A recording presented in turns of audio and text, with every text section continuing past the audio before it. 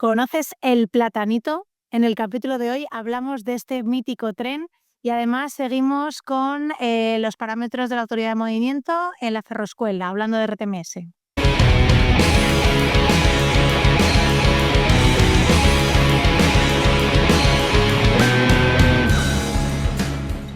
Hola a todos y bienvenidos a un nuevo capítulo de Factor Ferroviario, podcast de trenes, señalización, tecnología ferroviaria y entrevistas a profesionales del sector.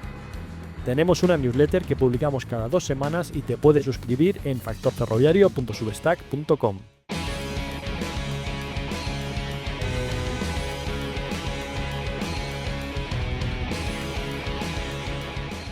Seguimos aprendiendo en la ferroescuela de Factor Ferroviario y ahora vamos a hablar sobre el temporizador de la velocidad del LOA. Para la velocidad del LOA, el equipo embarcado considerará que el temporizador ha empezado en los siguientes momentos. Para nivel 2, cuando el valor del timestamp del mensaje, que incluye el MA, ha llegado.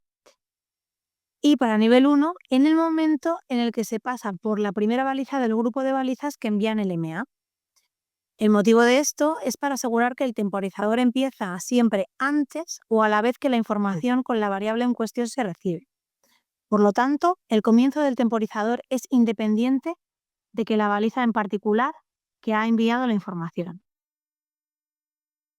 Cuando el temporizador de la velocidad del LOA es mayor que el valor límite establecido desde el subsistema de vía, la velocidad asociada con el LOA se pondrá a 0.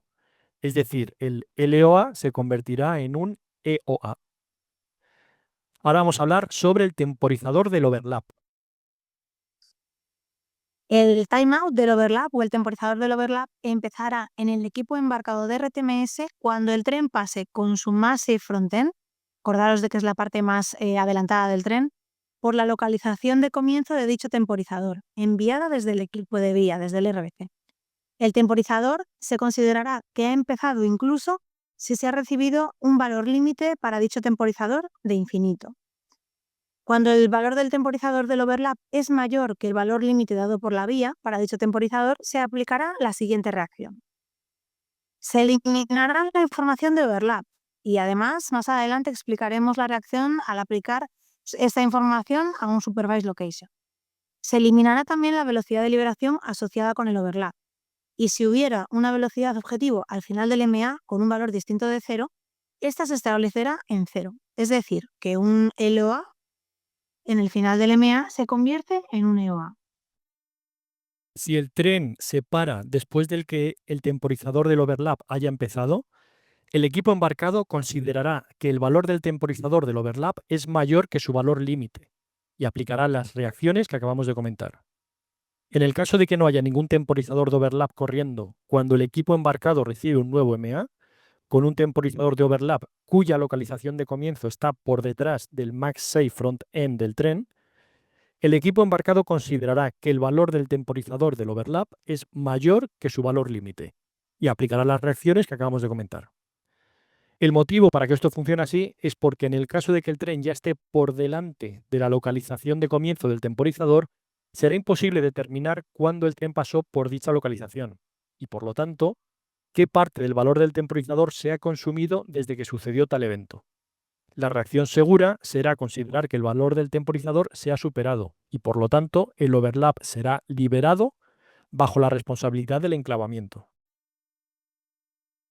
En el caso de que el temporizador del overlap ya esté corriendo cuando el equipo embarcado recibe un nuevo MA con una localización de comienzo del temporizador del overlap por detrás del maxi frontend, el equipo embarcado mantendrá el temporizador del overlap corriendo, pero reemplazará el valor límite del temporizador que ya estaba corriendo por el nuevo valor recibido en el nuevo MA. Esto permite la repetición de un MA desde el RBC sin afectar de forma no intencionada al temporizador del overlap. Y ahora vamos a continuar con la Supervised Location. A menos que haya un requisito que diga lo contrario en una situación determinada, la Supervised Location o la localización supervisada se define en el equipo embarcado como o bien el final del overlap, si no hay overlap, como el danger point, y si tampoco hay danger point, este final de supervisión sería el final de la end section del MA. Siempre que un límite de autoridad, una LOA, sea supervisado, no se definirá un supervised location en el equipo embarcado. Y ya para terminar la ferroescuela de hoy, vamos a hablar sobre el MA infill que aplican solo a nivel 1.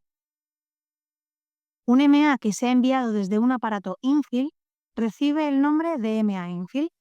Un MA infill será evaluado por el equipo embarcado de RTMS solo si el equipo embarcado está circulando en modo Full Supervision, en AD, Automatic Driving, o en LS, Limited Supervision. La información infill incluirá la identidad del grupo de balizas de la siguiente señal principal, es decir, la identidad del grupo de balizas que realmente va a ser el que envía la información que se transmite por adelantado por el aparato infill. Un MA infill se evaluará en el equipo embarcado solo si la información de linking respecto al grupo de balizas de la señal principal a la cual hace referencia está disponible. El equipo embarcado iniciará un temporizador de sección para cada sección por delante de la siguiente señal principal, cuando se den las siguientes condiciones. Primero, cuando la información infill se recibe desde un grupo de balizas, se iniciará el temporizador al pasar la primera baliza del grupo de balizas infill. Cuando la información infill se recibe desde un lazo o un loop, se iniciará el temporizador al recibir el mensaje desde el lazo. Y cuando la información infill se recibe desde una unidad de radio, RIU, se iniciará el temporizador con el valor del timestamp del mensaje que incluye el MA. Hasta aquí la ferroescuela de hoy. Como siempre os decimos, dejadnos comentarios con vuestras dudas y preguntas que los leeremos.